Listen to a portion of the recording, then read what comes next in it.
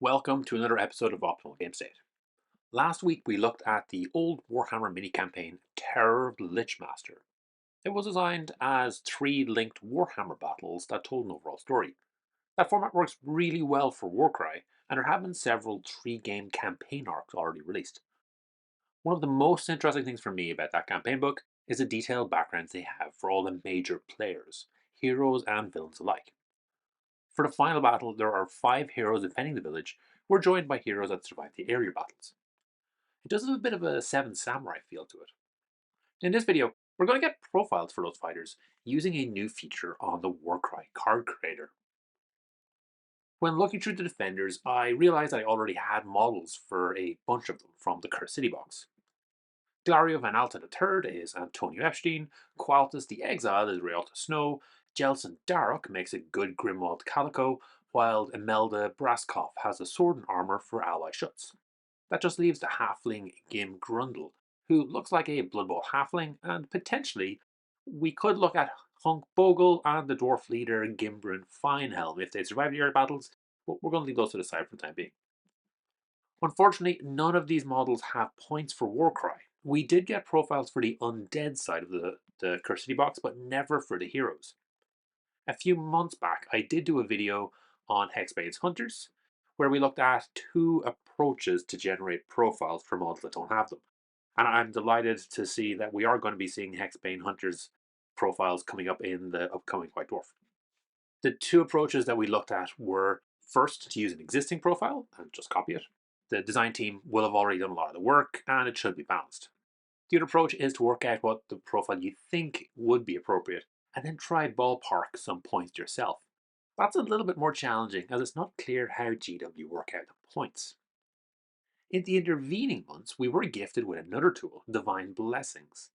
The Divine Blessings are designed for match play and let you spend extra points to improve a single stat on a fighter. This has actually been a fantastic addition to the game, massively increasing the number of profiles. In almost every case, you're spending more points than you would have if the bonus was already built into the fighter. So although we are seeing blessings appear in tournament lists, they certainly aren't dominating them.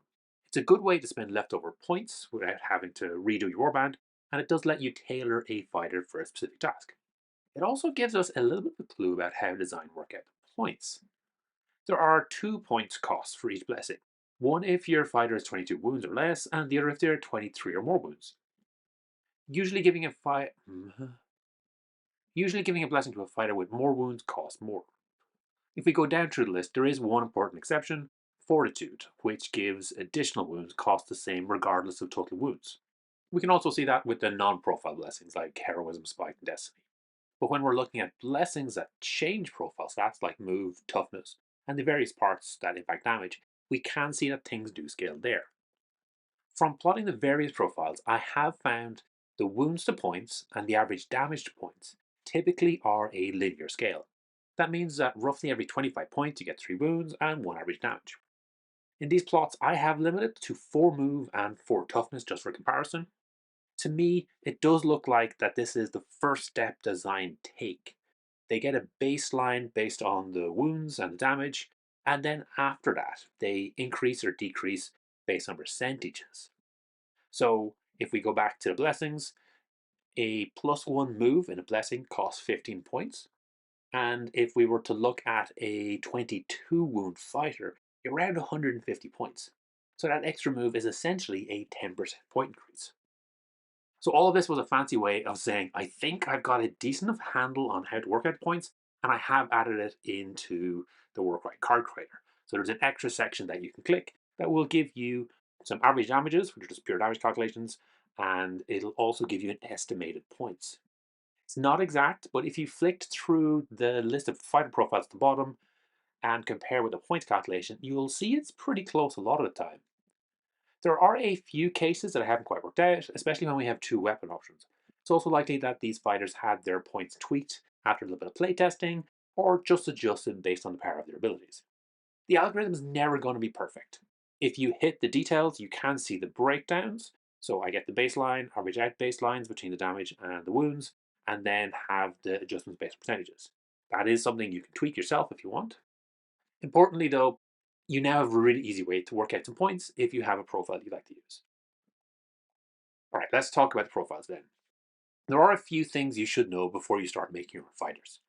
While you certainly can make a grot profile with crazy damage and the help pool of a dragon, it's not going to feel right. To help with this, I've got a few baselines. Usually you can get these by looking at a random normal fighter. So we know no one has toughness 1, only skinks are toughness 2, unarmored humans are 3, and typically armored warriors are 4 toughness. Adding in a shield will normally increase that by 1. For speed, 4 is a typical human, 3 is considered slow, like a dwarf or a heavily armored fighter. Elves are 5 move, and 6 and 7 is very fast infantry, like skinks and skaven.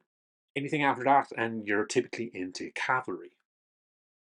I've already talked a little bit about wound scale, but each race will have what you can consider an average wounds, or maybe you can think of them as a lower cap. So a typical human would be 10 wounds. A human with 6 wounds probably has a reason, maybe they're injured or something like that, while a grot with 6 wounds is basically living their best life.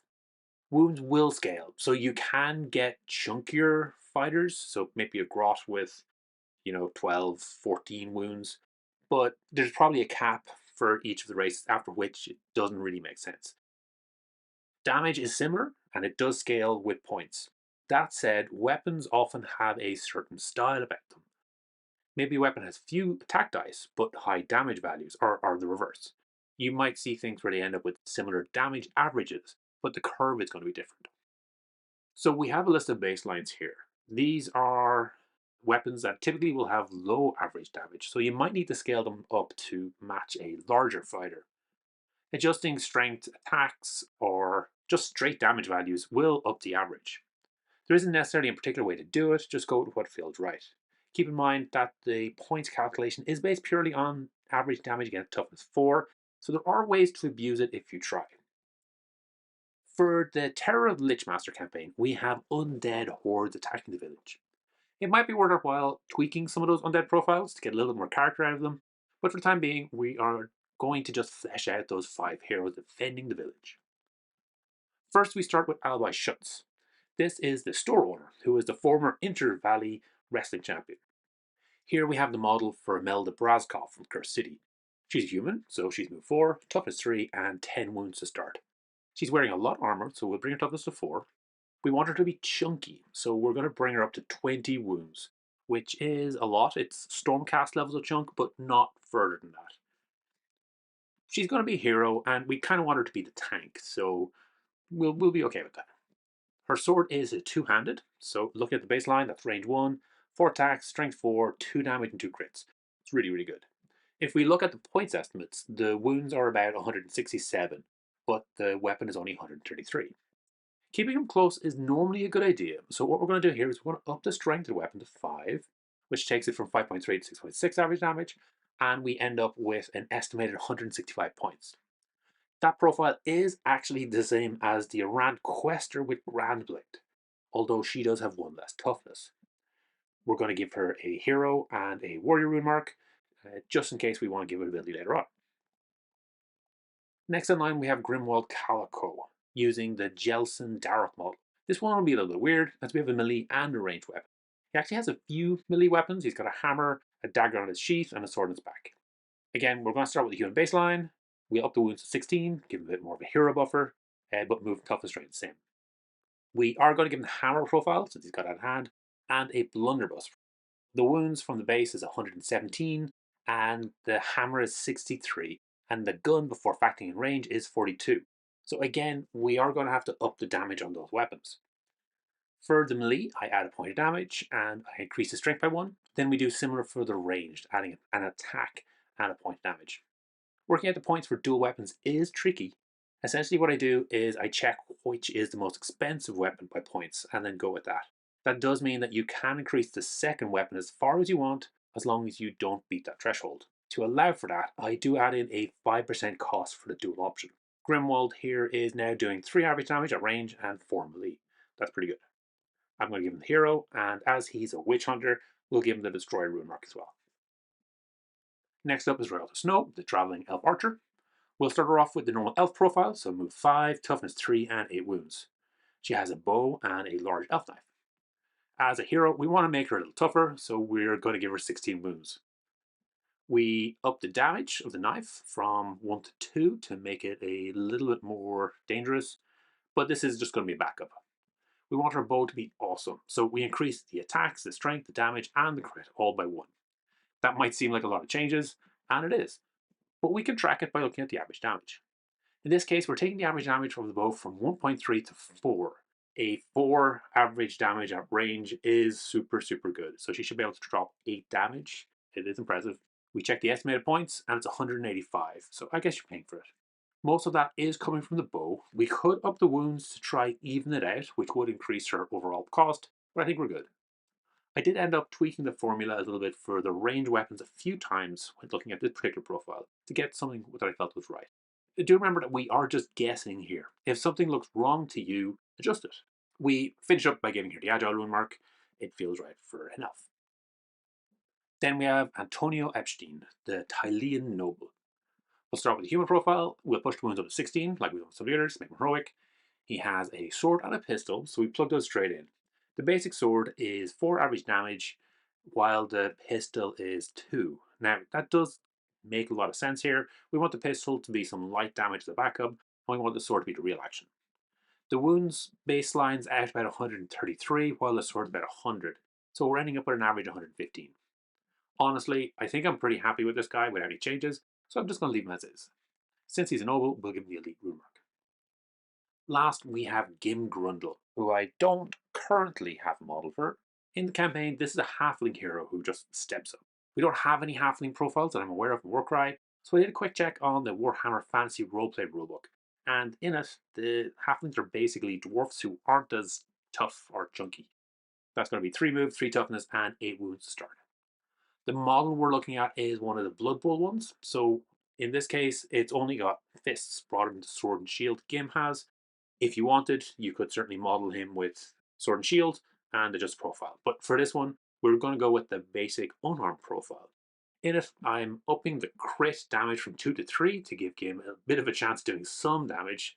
And we're going to give him the hero and minion rune marks, but really, he's just a body that hopefully will be able to maybe control an objective or do something like that. And that's it. That's 5 heroes in total, all ready to defend the village of Frugalov. In total, they come to 665 points. We don't have a warband or faction, and that's something we can work on to add in. We aren't building a balanced warband here, so we don't need to worry about tournament or competitiveness. The goal here is just to make it an enjoyable one-off game. We'll probably give each of the fighters their own unique double or triple to add a little bit of flavor. I'm not going to do that today, but I will link to a PDF pack where I'm slowly putting together details for an overall Terror Lichemaster campaign. We'll have that the info that we have from the last video, and I'll continue working on that over the next few weeks. We can round out this warband with some cheap village defenders. In this case, I've used the Freegill Steel Helms, which are part of the cities of Sigmar. This is an invented profile specifically for these models because they don't actually have rules yet. 10 fighters dead in total, between the 5 heroes and the 5 Steel Helms, which hopefully will give us enough to hold off the undead hordes. We also have these fighters ready for a Cursed City pack, which is something I'm working on for the future. Cubicle 7 are going to be releasing a book for the RPG game, which is going to be looking at Cursed City, which I'm very excited for. The miniatures in the box are awesome, and I felt the game and the way GW treated it really didn't do the box justice, so I think we can do something cool for Warcry. Alright, we've done a few different things in this episode. We've developed out the Terror Lichemaster pack, we've made a start on the Cursed City pack. The big feature here is probably the points calculator that we've added to the Warcry Card Creator. It's definitely not perfect yet, and I'll be tweaking it as time goes on. If you are interested in the work I'm doing with this Terror Lichemaster pack and a future Cursed City pack, check out the links in the description. My plan is to keep updating the PDFs as we go, and hopefully we'll have something that will be worthwhile playing some games with.